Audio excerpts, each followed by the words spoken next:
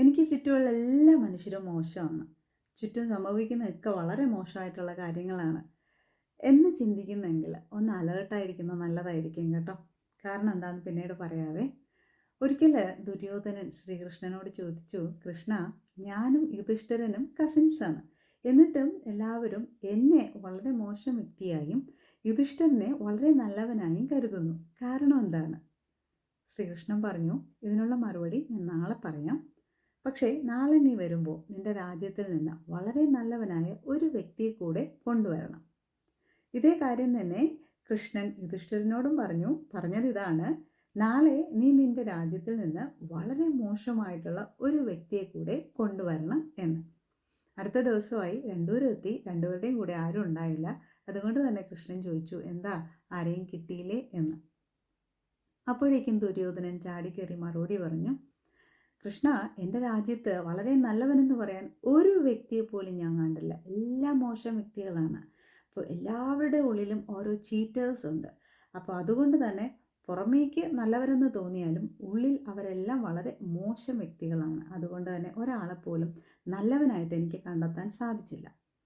ഇതേ ചോദ്യം കൃഷ്ണൻ യുധിഷ്ഠിരനോടും ചോദിച്ചു. യുധിഷ്ഠിരൻ പറഞ്ഞു, കൃഷ്ണ, എന്നോട് ക്ഷമിക്കുക.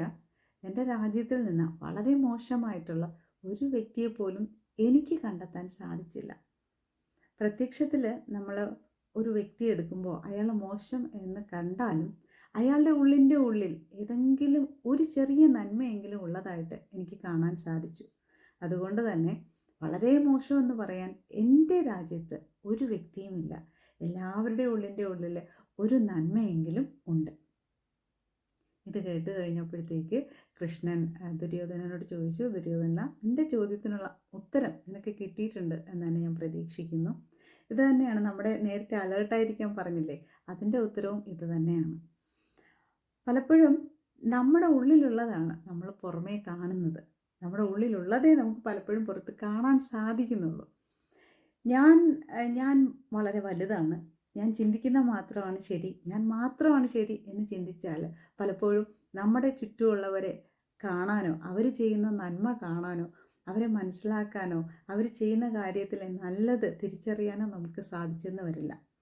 കോൺഫിഡൻസ് നല്ലതാണ്. ഞാൻ വളരെ നന്നായി ചെയ്യുന്നു, ശരിയായി ചെയ്യുന്നു എന്നുള്ള കോൺഫിഡൻസ് നല്ലതാണ്. കോൺഫിഡൻസ് എന്ന് പറയുന്നത് respect yourself and equally give respect to others to.